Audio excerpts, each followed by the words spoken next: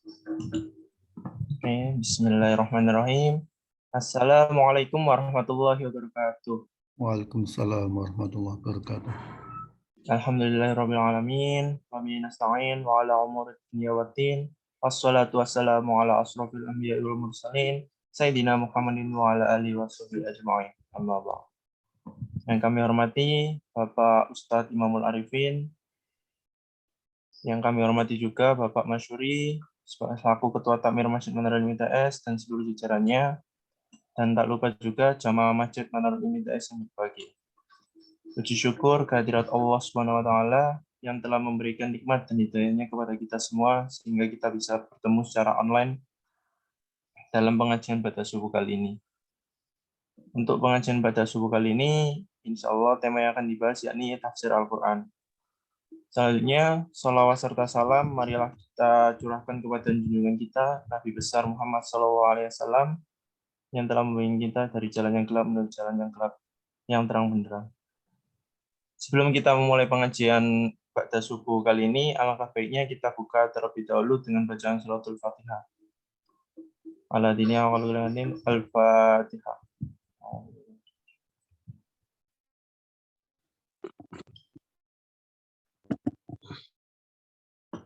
Amin. Baik, acara selanjutnya kami persilakan kepada Bapak Ustadz Imamul Arifin untuk memulai pengajian pada subuh kali ini. Kepadanya waktu dan tempat saya persilakan.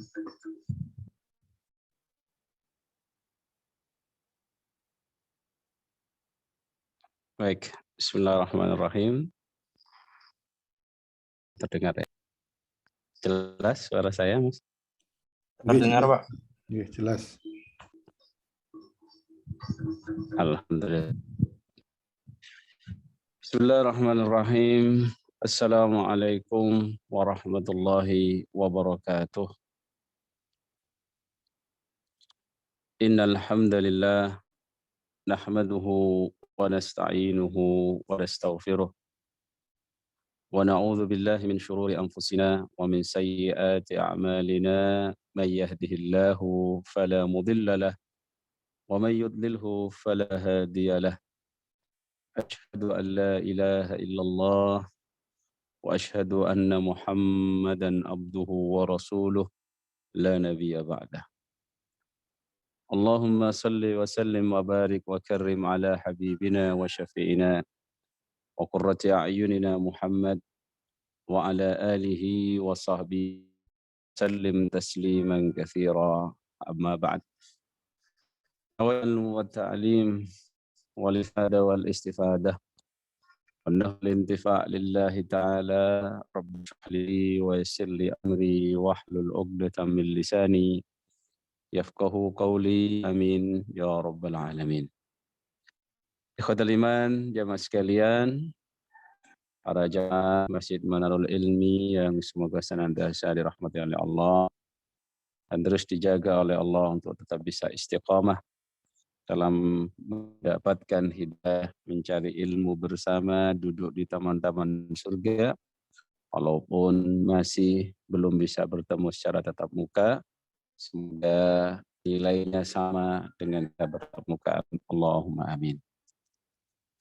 Pada lima sekalian, kita akan melanjutkan kajian tafsir dan tadabbur ayat-ayat Al-Quranul Karim, di mana sampai kita pada surat Al-A'raf, yaitu surat Al-A'raf yang akan melanjutkan dari para pejuang, dari para da'i, yaitu para anbiya,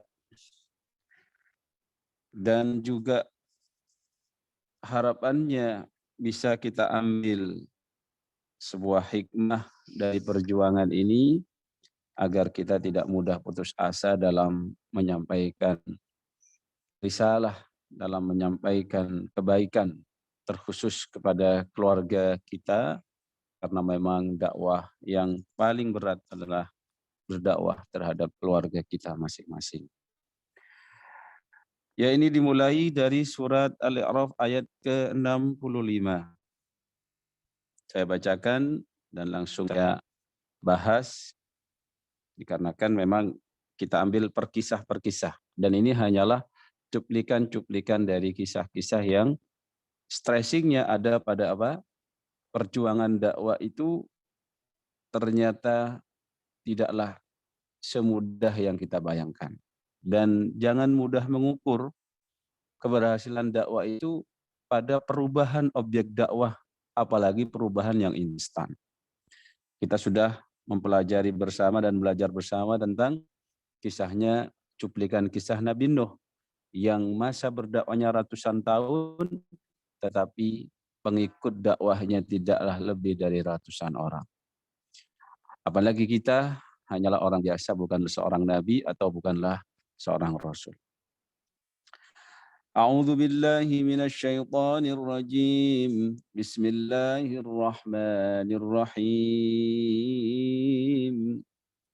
Wa ila 'adin akhahum huda qala ya qaumi i'budullaha ma lakum min ilahin ghairuh afala tattaqun. Ayat 65 dari surat Al-A'raf. Ayat 65 dari surat Al-A'raf. قال الملأ الذين كفروا من قومه إنا لنراك في سفاهة وإنا لنظنك من الكاذبين قال يا قوم ليس بي سفاهة ولكني رسول من رب العالمين أبلغكم رسالات ربي وأنا لكم ناصح أمين أوعجبتم أن جاءكم ذكر من ربكم على رجل منكم لينذركم واذكروا إذ جعلكم خلفاء من بعد قوم نوح وزادكم في الخلق بسطة فاذكروا آلاء الله لعلكم تفلحون قالوا أجئتنا لنعبد الله وحده ونذر ما كان يعبد آباؤنا فأتنا بما تعدنا إن كنت من الصادقين قال قد وقع عليكم من ربكم رجس وغضب أتجادلونني في أسماء سميتموها أنتم وآباؤكم ما نزل الله بها من سلطان فانتظروا إني معكم من المنتظرين فأنجيناه والذين معه برحمة منا وقطعنا دابر الذين كذبوا بآياتنا وما كانوا مؤمنين صدق الله مولانا العظيم. Surat Al-A'raf ayat ke-65 hingga 72. Kisah dari perjuangan dakwah Nabi Hud alaihi salam. Di mana Allah Subhanahu wa taala mengisahkan wa ila 'adin akhahum huda. Wa ila 'adin dan telah kami utus kepada kaum 'Ad. Akhahum huda, saudara mereka yaitu Nabi Hud alaihi salam. Di mana akhahum di sini adalah tidak hanya diartikan saudara senasab, tetapi juga diartikan saudara dalam satu kaum, di mana persaudaraan dalam suatu kaum itu kuat, apalagi sama-sama dari satu kabilah, apalagi sama-sama nasabnya kembali kepada Nabi Nuh. Dan kurang lebihnya ada beberapa masa antara Nabi Nuh dengan Nabi Hud alaihissalam. Dan kita mungkin berpikir, Kenapa kok bisa adanya kesyirikan kembali, adanya kedurhakaan kembali dari hamba-hamba Allah ini? Padahal sebelumnya yang terlahir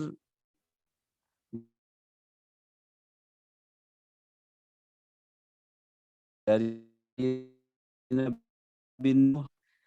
Ikhwatal iman jemaah sekalian, kita harus tahu bahwasannya syaitan, iblis, dan saudara-saudaranya dan kroni-kroninya itu selalu ingin menyesatkan manusia itu tidak hanya sampai masa-masa tertentu, tetapi sampai hari kiamat tiba, sampai kenikmatan mereka berakhir. Ikhwatal iman jemaah sekalian, maka kita terus haruslah waspada. Jikalau kita ini hidup di dunia, semasa hidup kita, jangan sampai lengah. Walaupun kita pernah terjerumus dalam kesalahan, maka mari kembali. Mari kembali ke jalan yang lurus, mari kita ajak saudara-saudara kita, khususnya keluarga kita, untuk kembali kepada Allah Subhanahu wa Ta'ala. Ada kaum Ad, akhahum Huda, saudara mereka Nabiullah Hud diutus untuk menyampaikan risalah dakwah ini. Dari sini ikhwatal iman jemaah sekalian, kita bisa mendapatkan betapa beratnya perjuangan para nabi. Terkhusus ketika beliau menyerukan, qala ya qaumi ibudullah. Qala ya qaum, dia berkata, ya qaumi, wahai kaumku, ubudullah, sembahlah Allah.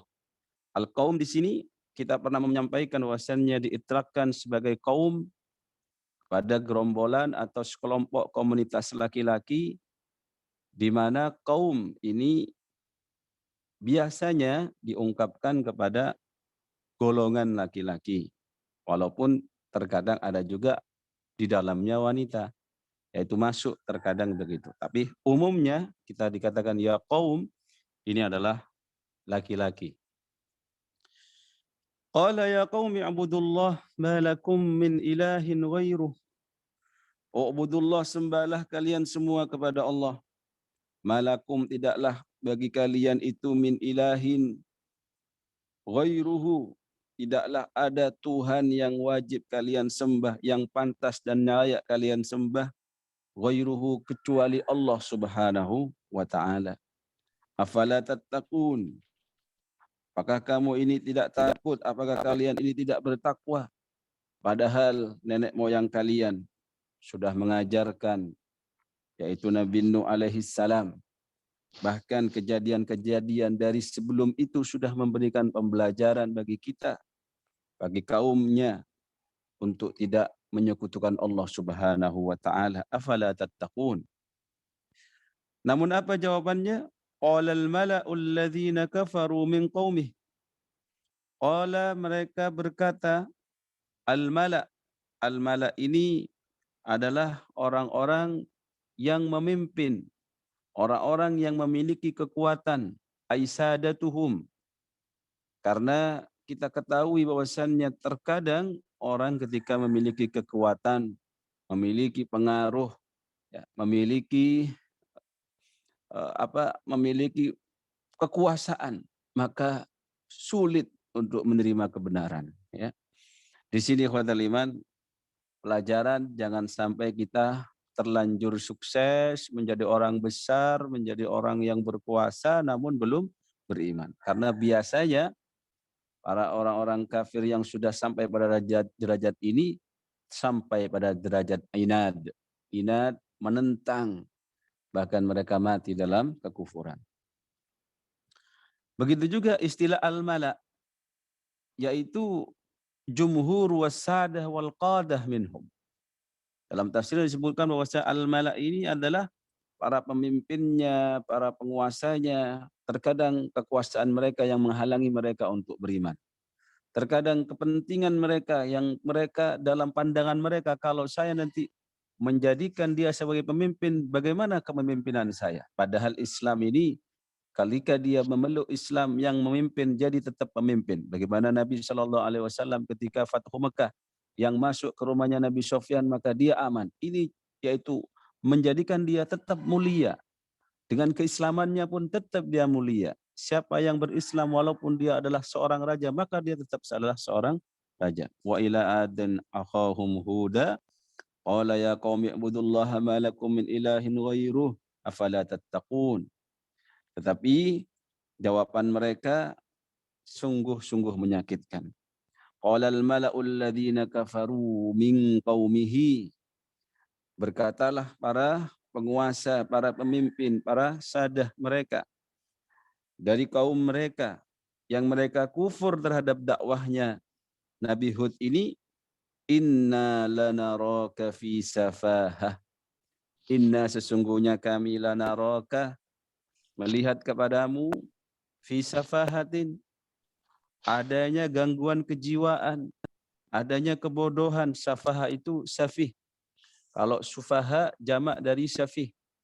Safih itu kalau dalam urusan ekonomi dia tidak bisa mentasarrufkan hartanya, harus didampingi oleh seseorang yang menjadi walinya. Kalau dikatakan kepada orang safih berarti dia ini tidak sempurna akalnya, bukan mukallaf lagi dia. Seorang nabi yang mulia, Nabi Hud alaihissalam, oleh kaumnya dikatakan seorang yang safih, seorang yang tidak berakal. Inna lanaraka fi safahatin. Wa inna dan sesungguhnya kami lanadhunnuka, yaitu meyakini bahwasannya kamu ini minal kadzibin, bagian dari orang-orang yang dusta.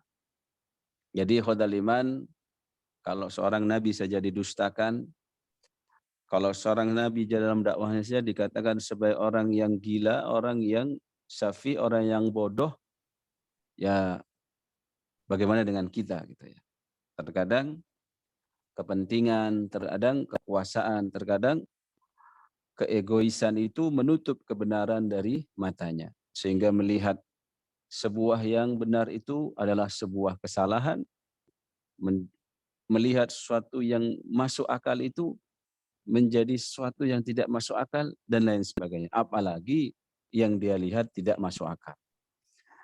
Ikhwatal iman jemaah sekalian, kita senantiasa berdoa kepada Allah. Allahumma arinal haqqa haqqah warzuqna ittiba'ah. Ya Allah, tunjukkan bagi kami yang benar itu benar adanya dan berikan kami kemampuan untuk mengikuti kebenaran itu. Wa arinal batila batil warzuqna ijtinabah.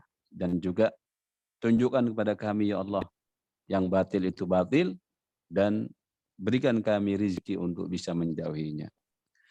Qala ya qaum, lalu Nabi Hud berkata, qala ya qaum, wahai kaumku, laisa bi safaha, aku ini tidaklah gila, tidaklah bodoh, tidaklah aku ini kurang akal. Dalam artian bukanlah orang yang safih sebagaimana kalian yang tuduhkan.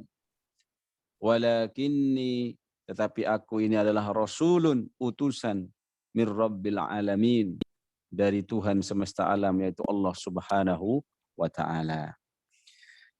Ikhwatal iman, uslub ini adalah bagian dari cara kita meyakinkan orang tanpa dengan mencela dia. Misalkan kita dikatakan oleh seorang, kamu ini pembohong. Maka katakan, saya bukanlah seorang pembohong. Lalu berikan hujahnya, berikan buktinya. Ya. Misalkan kita ini dibilang anak kita, kamu ini bohong. Misalkan Abi bohong gitu ya. Maka buktikan kalau kita tidak berbohong. Dan disinilah pentingnya track record. Track record itu bagaimana ketika kita mengatakan saya tidak berbohong, buktinya ini, saya pun tidak ada catatan hitam sebagai pembohong. Itu sebenarnya sudah cukup. Maka ikhwatal iman jemaah sekalian, ketika kita dituduh seorang melakukan kesesatan, maka tunjukkan saja kalau saya ini bukanlah sesat sebagaimana yang Anda tuduhkan, dan ini adalah hujahnya, ini adalah dalilnya, ini adalah buktinya. Itu sudah cukup. Tidak usah kita menuduh balik. Tidak usah kita justru menjawab kejelekan itu dengan kejelekan. Karena kalau kita lakukan itu tidak sesuai dengan apa yang dicontohkan oleh Nabi Nuh, begitu juga apa yang dicontohkan oleh Nabi Hud alaihissalam. Ikhwatul iman jemaah sekalian, kita lanjutkan pada ayat ke-68 di mana Nabi Hud menyampaikan, "Uballighukum risalati rabbi wa ana lakum nasihun amin." Uballighukum, aku menyampaikan kepadamu risalat, yaitu amanat, pelajaran-pelajaran, risalah dari Rabbi, dari Tuhanku, wa ana, dan aku, lakum, bagi kalian, nasihun amin, yaitu pemberi nasihat yang terpercaya. Ikhwatul iman, salah satu sifat dari kenabian itu adalah amanah. Amanah ini menyampaikan sesuatu apa adanya, tidak ditambah-tambahi dengan nafsu, tidak dikurang-kurangi dengan nafsu. Dalam artian yang kita dapatkan di para rahib yang dikatakan dalam Islam, dalam Al-Quran itu adanya pengurangan apa yang disampaikan, adanya penambahan apa yang disampaikan, di mana hal ini bertujuan dalam urusan keduniawian. Maka ikhwatal iman, sebagai mufti, sebagai orang yang memberikan nasihat, sampaikan apa adanya. Qulil haqqa walau kana murran. Terkadang kita harus menyampaikan sesuatu itu walaupun pahit, bahkan kita pun merasakan pahitnya, apalagi yang disampaikan. Dan kita bisa mendapatkan di sini, memang terkadang orang yang meyakini sesuatu itu benar, padahal itu adalah salah. Terasa pahit tatkala harus menerima sesuatu yang benar, apalagi mereka memandang rendah terhadap yang menyampaikan.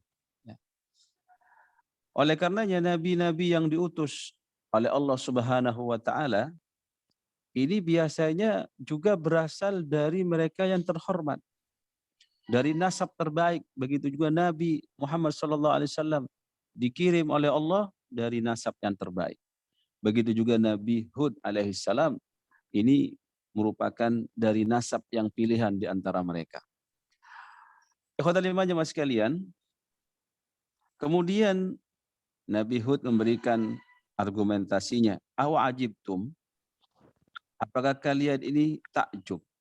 Anja'akum, tatkala datang kepada kalian zikrum mir rabbikum, peringatan dari Tuhanmu, ala rajulim minkum, yang mana peringatan itu melalui seorang laki-laki di antara kalian, liyunzirakum, untuk memberikan peringatan bahwasannya seorang nabi itu datang membawa berita, naba, di mana isi dari berita itu adanya peringatan akan adanya azab Allah bagi mereka yang tidak menyembah kepadanya, akan adanya pahala dan ganjaran ridhonya Allah berupa surga, dan seterusnya, dan basyirau wa nadhira.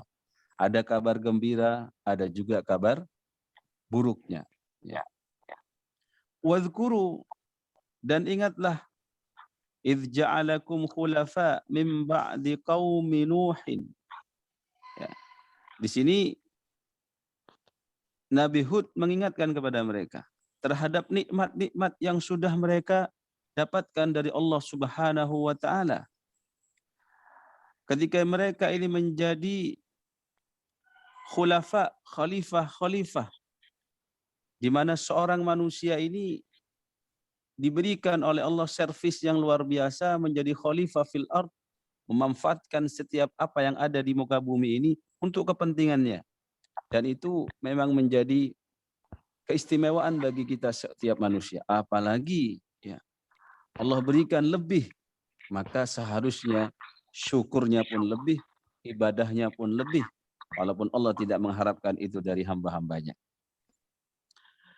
Ketika diingatkan oleh Nabi Hud, wadhkuru idh ja'alakum khulafa min ba'di qaumi Nuh wa zadakum fil khalqi bastah. Wa zadakum, dan memberikan kelebihan bagi kalian fil khalqi, dalam penciptaan, bastah, yang mana lebih dalam ukuran kekuatan tubuhnya, lebih dalam urukan perawakannya. Fadhkuru ala Allah, maka ingatlah akan nikmat-nikmat Allah itu, la'allakum tuflihun, agar kalian itu beruntung. Ikhwatal iman jemaah sekalian, di sini uslub. Di sini ada metode dakwah. Di mana tatkala kita ingin mengingatkan saudara kita dari sisi kelebihannya, bukan hanya memperhatikan sisi kekurangannya, karena orang itu tidak suka tatkala dia ditunjukkan aib-aibnya, apalagi di depan umum. Pasti itu. Makanya ada untuk menasihati seseorang, untuk menegur seseorang, tidak boleh di depan umum. Tapi bagaimana sebisa mungkin menjaga privasinya, bagaimana kita memberikan peringatan, nasihat itu hanya dia yang tahu, ini salah satu uslub. Bagaimana Nabi Hud alaihissalam menggunakan uslub yang cukup indah ketika mengingatkan kaumnya dengan menyebutkan nikmat-nikmat yang sudah Allah berikan kepadanya, dan mereka sudah merasakan nikmat-nikmat itu. Dan di antara nikmat yang zahir di antara mereka yang telah mereka rasakan adalah adanya nikmat yang Allah lebihkan dalam ukurannya, yaitu di zaman Nabi itu, di zaman itu kaum Ad ini adalah orang-orang yang spesial. Makanya dalam surat Al-Fajr ya disebutkan ya, bagaimana maukah engkau melihat alam tara kaifa fa'ala rabbuka bi'ad irama dzatil 'imad allati lam yukhlaq mithluha fil bilad. Ya. Memang orang-orang kaum Ad ini terkenal dengan keistimewaannya. Bahkan kita diperintahkan untuk menjadikannya sebuah ibrah. Itu disebutkan dalam surat Al-Fajr ayat ke-6 sampai ke-8.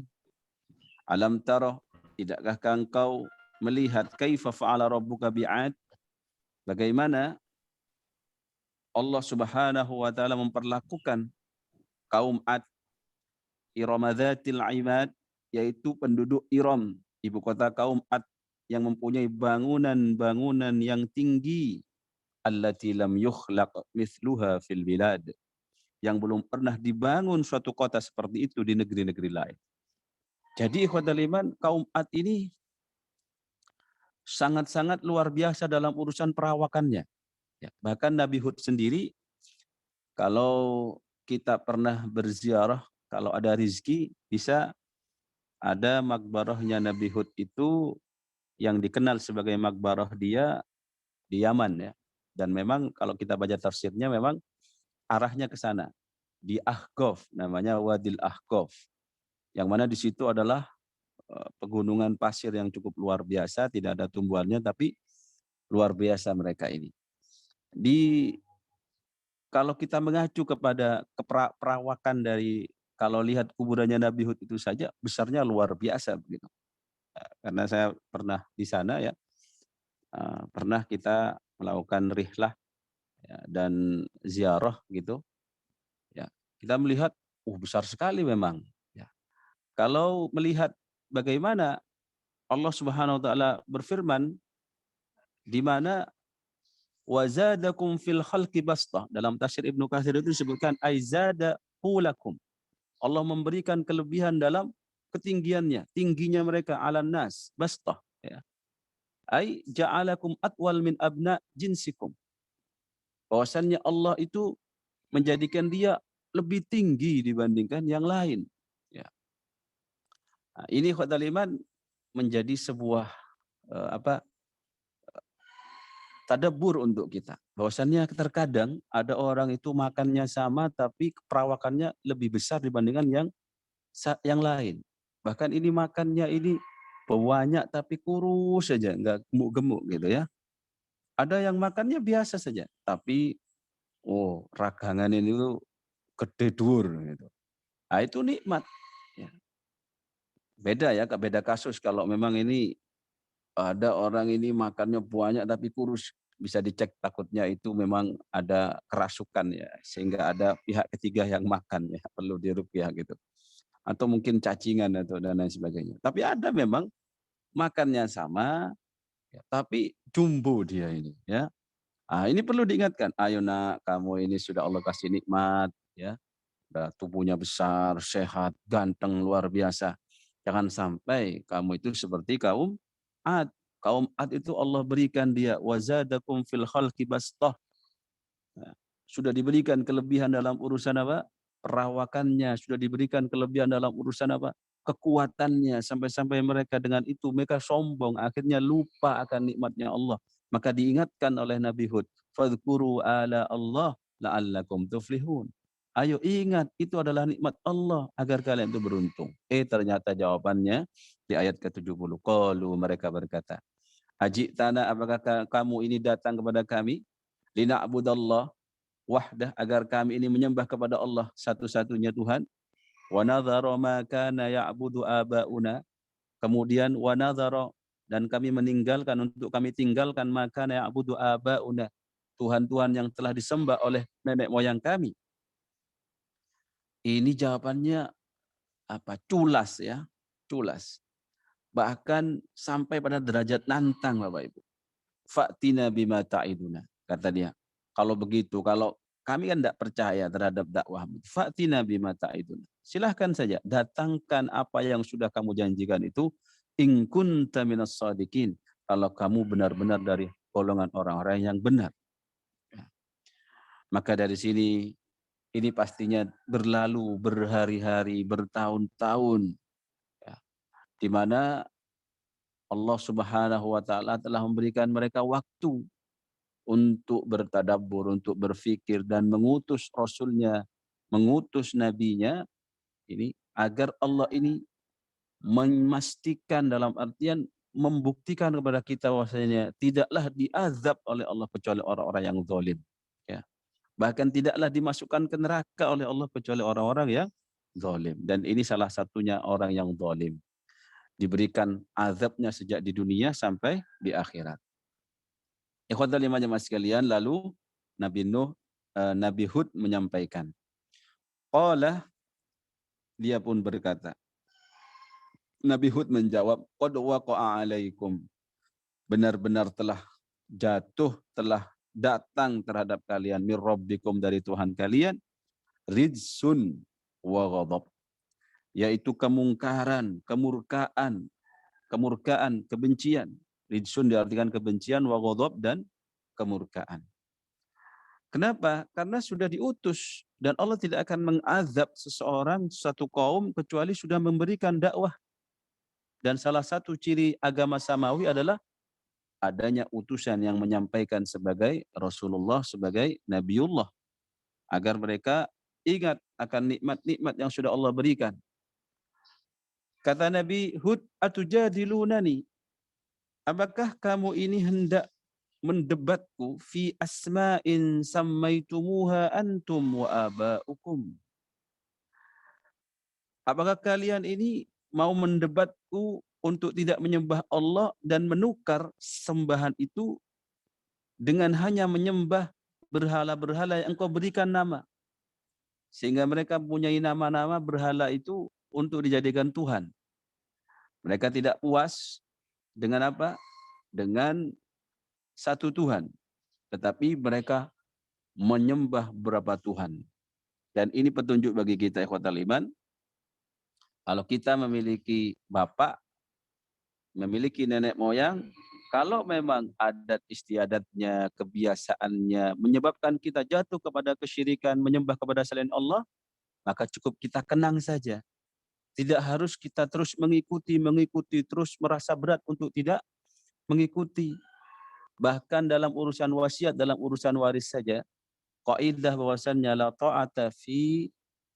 ta'ata li makhluqin fi ma'siyatil khaliq, tidak ada ketaatan ketika kita ini bertemu dengan kepada seorang makhluk, ketika ketaatan itu membuat kita bermaksiat kepada Khaliq, yaitu Allah Subhanahu wa Ta'ala. Maka kita harus memilah mana kebiasaan-kebiasaan nenek moyang kita yang tidak sesuai dengan syariat Islam. Ayo kita tinggalkan, karena syariat itu datang untuk mengatur adat istiadat. Misalkan contohnya di masa-masa jahiliyah dulu, mereka punya kebiasaan minum khamr. Mereka menyuguhi tamunya dengan khamr, itu adalah kemuliaan. Maka datanglah Islam. Datanglah syariat ini untuk menyelamatkan mereka dari kebiasaan-kebiasaan buruk mereka. Begitu juga dalam urusan akidah, di mana semua nabi dan rasul diutus untuk mentauhidkan Allah Subhanahu wa taala, mengajak mereka tidak jatuh kepada kesyirikan. Begitu juga ketika mereka para kaum Ad menyembah patung-patung asnam, allati sammaitumuha antum wa aba'ukum alihah, di mana berhala itu sendiri la tadur wa la tanfa, yang mana berhala itu sendiri tidak memberikan madarat sedikit pun dan tidak memberikan manfaat sedikit pun. Dan kalau kita merujuk kepada nenek moyang kita yang dulunya beragama Hindu, ya, mereka juga demikian. Nah, maka dengan Islam ini, mari kita tinggalkan hal-hal yang sifatnya adalah keberhalaan itu. Mungkin saja kita tidak menyembah berhala, tetapi terkadang masih ada keyakinan bahwasannya batu ini bisa membuat kita kaya, akik ini bisa menyelamatkan kita dari musibah, keris yang kecil ini bisa membuat kita kebal, ya. Padahal ketika kita gunakan keris itu untuk perang saja itu tidak cukup, keris yang kecil itu, ya. Bisa melindungi dirinya, itu bisa menyebabkan kita terpengaruh dengan benih-benih kesyirikan ini. Khotalima jamaah sekalian, mereka memberikan nama-nama itu, mereka juga sembah. Kan aneh gitu ya. Ma nazzalallahu biha min sultan. Padahal Allah tidak memberikan penjelasan terkait itu, tidak memberikan legalisasinya untuk itu. Fantadhiru, maka silahkan tunggulah. Inni ma'akum minal muntadhirin. Aku bersamamu menjadi bagian orang-orang yang menunggu. Jadi khotul iman, itulah kisah. Akhirnya apa? Allah kirimkan azabnya yang menghancurkan kaum Ad ini dengan adanya angin. Ya. Cukup dikirim angin saja, mereka sudah mati bergelimpangan. Hal ini disebutkan yang mana Allah sampaikan dalam surat Al-Haqqah. Bisa dibuka di surat Al-Haqqah. Di sana Allah Subhanahu wa taala mengisahkan bagaimana kaum Ad ini dihancurkan. Ya. Makanya kalau ada angin itu seharusnya jangan hanya ingat nikmatnya saja gitu ya. Jangan hanya wah sepoi-sepoi saja kemudian kita lupa bahwasanya angin itu juga yang bisa menghancurkan orang-orang yang sombong dan tidak mau menyembah kepada Allah Subhanahu wa taala. Jangan hanya diambil manfaatnya lalu lupa terhadap kewajibannya. Dikatakan dalam surat Al-Haqqah terkait tentang azab yang Allah berikan kepada kaum Ad ini di surat Al-Haqqah ayat ke-6. Wa amma 'adun fa uhliku birihin sarsarin 'atiyah. Sedangkan kaum Ad itu ya, fa'uhliku, maka mereka dirusakkan, dihancurkan oleh Allah birihin, dengan adanya angin sorsorin atiyah, yang mana angin ini adalah sifatnya sorsorin atiyah, angin topan yang sangat dingin. Jadi dingin itu Bapak Ibu juga bagian dari azab. Ya, kedinginan bisa mati. Gitu. Apalagi anginnya kencang. Gitu. Dan ini tidak hanya berhembus sehari dua hari. Sakharaha alaihim. Allah menimpakan angin itu kepada mereka 7 layalin, 7 malam. Wa 8 ayyam, dan 8 hari husuman, terus menerus. Fatarul qauma fiha sar'a, dan maka kamu melihat kaum Ad waktu itu mati bergelimpangan. Ka'annahum a'jazu nakhlin khawiyah, yang diperumpamakan mereka ini bergelimpangan seperti apa? Seperti batang-batang pohon kurma yang telah kosong atau yang telah lapuk. Fahal tara lahum min baqiyah, maka adakah kamu melihat seorang pun yang masih tersisa di antara mereka. Orang-orang yang mungkar ini. Kecuali siapa? Kecuali orang-orang yang Allah selamatkan. Ya, yang mana nanti ada istilah Ad Ats-Tsani. Kalau ini Ad Al-Ula. Ini kaum Ad yang generasi pertama yang Allah hancurkan. Akhwatal iman jamaah sekalian, ditutup dengan surat Al-A'raf di ayat ke-72. Fa'anjainahu, maka Allah Subhanahu wa taala selamatkan dia Nabi Hud, walladzina ma'ahu, dan orang-orang yang beriman bersamanya, birahmatin minna, dengan rahmatnya Allah Subhanahu wa taala. Wa qata'na dabiral ladzina kazzabu biayatina. Begitulah Allah Subhanahu wa taala telah apa? Mengakhiri, kami musnahkan sampai ke akar-akarnya orang-orang yang apa? Kazzabu biayatina, mendustakan ayat-ayat kami, wa ma kanu mu'minin, dan mereka bukanlah orang-orang yang beriman. Ini yang bisa saya sampaikan. Semoga kisah Nabi Hud alaihissalam ini menjadi motivasi untuk kita, untuk senantiasa bisa menjemput hidayah Allah dan semakin kokoh dalam berdakwah, mengajak kebaikan kepada keluarga kita, saudara-saudara kita, orang-orang terdekat kita. Walaupun mungkin jawabannya nanti ketus, walaupun nanti jawabannya nanti kamu ini gila, kamu ini bodoh, dan lain sebagainya. Itu adalah sunnatullah.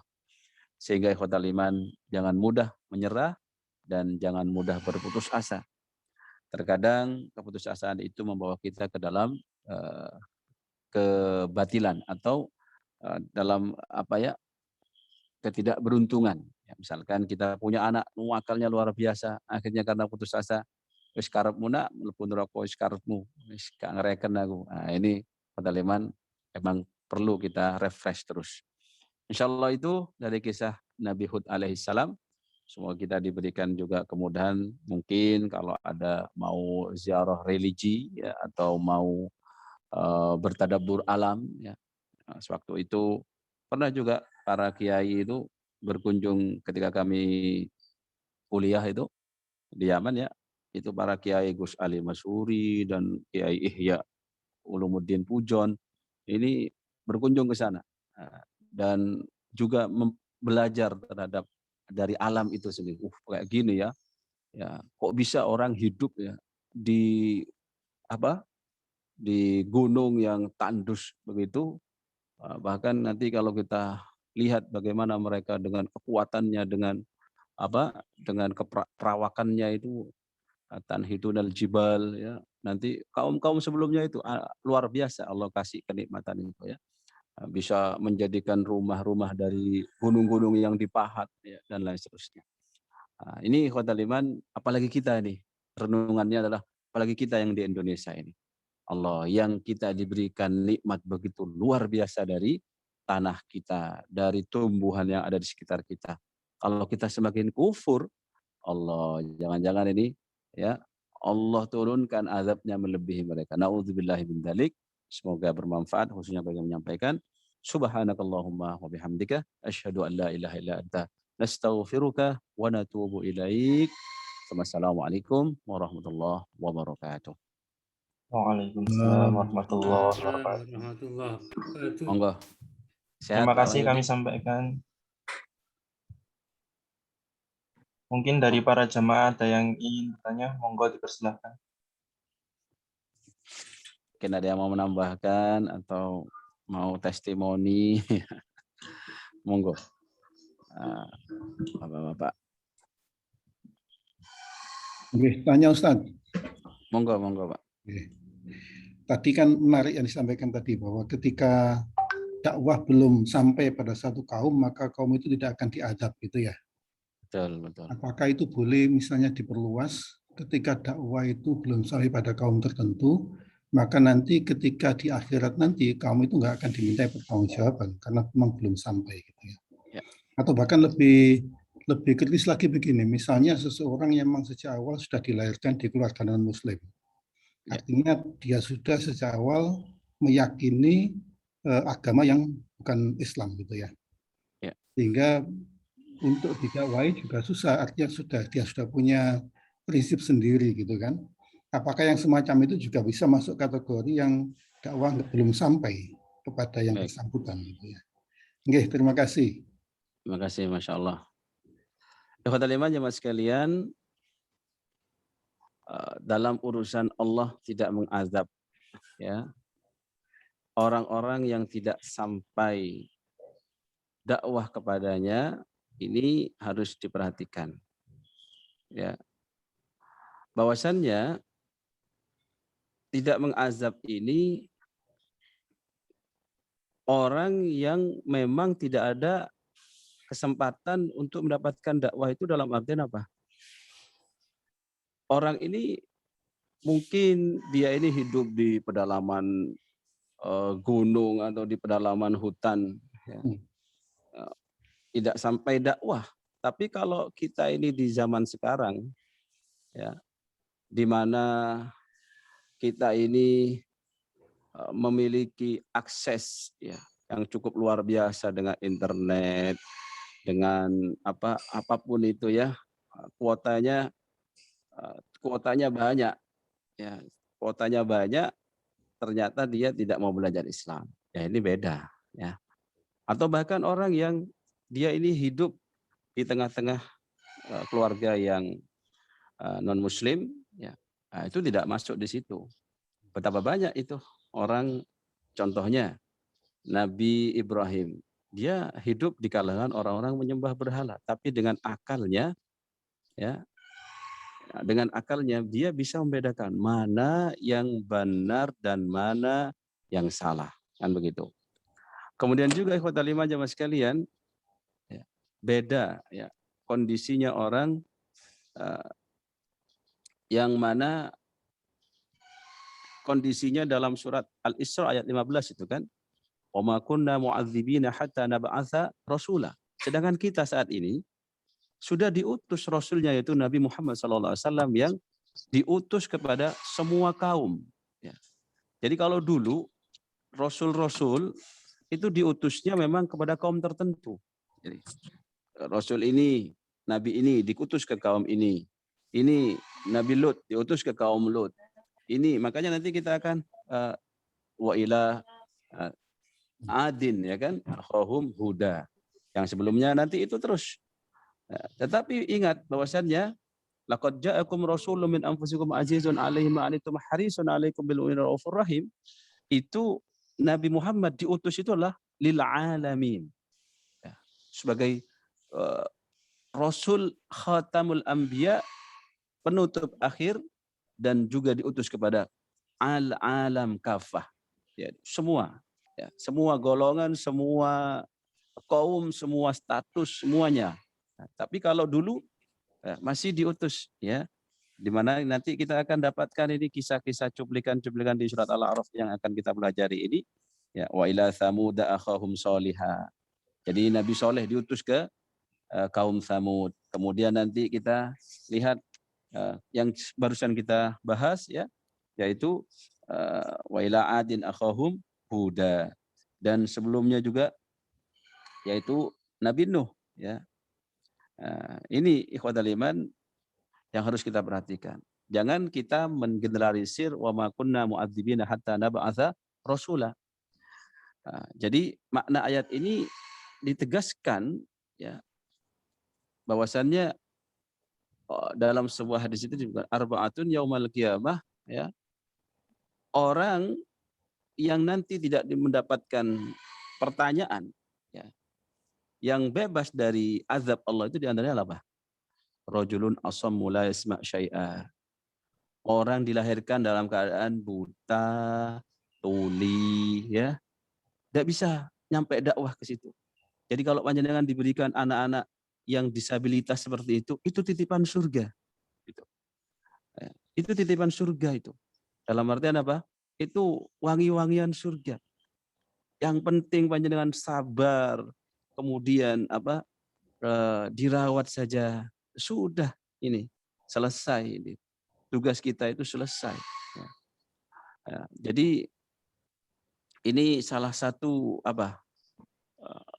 penjelasan dari dari surat Al-Isra ayat 15 tadi. Jadi wa ma kunna mu'adzibina hatta nab'atsa rasula. Tapi kalau dia sudah hidup di zaman seperti ini ya, Masya Allah, sekarang ini koneksi internetnya luar biasa, kuotanya habis, dikasih jatah gratisan gitu. Ya, ini jangan sampai di depan Allah terus mengatakan, insya Allah nggak tahu ya Allah kalau harus menyembah panjenengan ya. Oh tidak, kalau di zaman sekarang Al-Isra ayat 15 ini ya, kalau dulu mungkin ada orang-orang yang tidak sampai dakwah. Kalau zaman sekarang ya, mungkin saja mungkin di pedalaman sana ya, makanya yang ini beratnya ini. Dan kalaupun di sekitar kita bisa jadi ini ditegaskan juga dengan hadis-hadis yang lain, diantaranya adalah orang-orang yang tidak bisa memang sampai dakwah, ya buta, ya tuli dari dari lahir gitu, disabilitas. Bagaimana kita ngajarin dia sholat? Saya ini diuji oleh Allah misalkan dengan anak yang ada sisi autisnya, ngajarin sholat sampai umur 5 tahun susahnya luar biasa, Pak. Ya. Tapi ketika kita kembalikan kepada yang penting dia kenal sama Allah, yang penting kita rawat ketika dia meninggal dunia, kita sudah sukses. Jangan banyak mengeluh, yang penting kita rawat saja. Karena ini masuk kepada arbaatun yaumal qiyamah, ya, yang mana 4 orang ini di antaranya disebutkan rajulun asam la yasma' syai'a, wa rajulun ahmaq, wa rajulun haram, wa rajulun mata fi fatrah. Fatrah itu ini, zaman-zaman fatrah itu adalah tidak ada diutusnya dari nabi ini ada namanya fatrah, zaman fatrah. Jadi misalkan dari Nabi Ibrahim ke Nabi Muhammad misalkan. Ini misalkan fatrahnya berapa ribu tahun, berapa ratus tahun. Itu kalau tidak ada dakwah di situ, maka ini tidak dimintai pertanggungjawaban, ya. Contohnya orang yang asam tadi, fayaqul rabbi laqad ja'al islam wa ma asma' syai'a. Wahai ya Allah, saya terlahir itu tidak bisa dengar apa-apa. Ya. Saya tidak bisa sampai kepadaku dakwah. Ya. Dan itu adalah ketentuanmu. Ya. Wa amal ahmaq ini, jadi Allah tidak mengazab orang-orang seperti ini, ya. Begitu insyaallah, Pak. Semoga kita matur nuwun Ustaz. Amin. Nambah sedikit Ustaz Iman. Niki Ustaz Wahyudin, monggo Ustaz. Ya, kita kan yakin bahwa Allah itu Maha Tahu, sehingga apakah seorang itu sampai dakwah kepadanya, apalagi dalam kondisi seperti sekarang ini, karena mungkin ada orang yang tahu tapi sengaja tidak mau tahu, atau dia tahu tapi pura-pura tidak tahu, atau mungkin ada orang yang betul-betul tidak tahu sama sekali tentang apa dan bagaimana Islam, karena dia berada tadi di suatu tempat yang sangat terasing sehingga tidak pernah ada dakwah sampai kepadanya. Dan pada ayat tadi wa ma kunna mu'adzibina hatta nab'atsa rasula, rasul kan tidak diartikan sebagai fisik tapi risalah, sehingga ada orang yang mungkin saya nggak pernah ketemu rasul kok, saya bebas dari semua tanggung jawab gitu ya. Dari rasulnya bukan fisik tapi rasul dalam arti risalah. Dari risalah itu mulai dari ketika Rasulullah masih ada, kemudian cara estafet bersambung pada para sahabat, tabi'in dan sampai kepada kita semuanya ini. Sehingga yang jelas bahwa Allah tidak akan mendolimi kepada hambanya ketika orang itu betul-betul tidak tahu tentang apa dan bagaimana Islam, maka dia terbebas dari tanggung jawab hidupnya, dia terbebas dari siksa. Tapi kalau sebenarnya dia tahu tapi sengaja tidak mau tahu, atau pura-pura tidak tahu, atau mungkin bahkan dia tahu tapi justru memusuhi orang-orang yang memberitahu, ya, tentu itu akan berbeda nanti tanggung jawab yang harus dia pikul di hadapan Allah Subhanahu wa taala. Saya kira itu tambahan. Insyaallah, terima kasih Ustaz Wahyudin. Insyaallah jadi pesan bagi kita semua, okay? Dan juga yang diuji oleh Allah, mungkin punya anak idiot, mungkin punya anak yang disabilitas, itu disyukuri saja Bapak Ibu. Dan itu diizin dalam artian dirawat saja, karena mereka ini di hadapan Allah nantinya akan mendapatkan kemuliaan. Bahkan orang yang buta saja kalau dia sabar dengan kebutaannya akan digantikan surga. Apalagi mereka yang ya mungkin dipandang hina sama orang, diejek-ejek.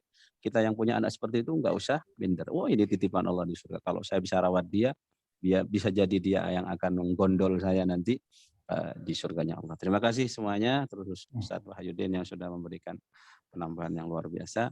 Cukup dari ini Reza. Assalamualaikum warahmatullahi wabarakatuh. Waalaikumsalam warahmatullahi wabarakatuh. Terima kasih kami sampaikan kepada Bapak Ustadz Imamul Arifin atas kajian pada subuh kali ini.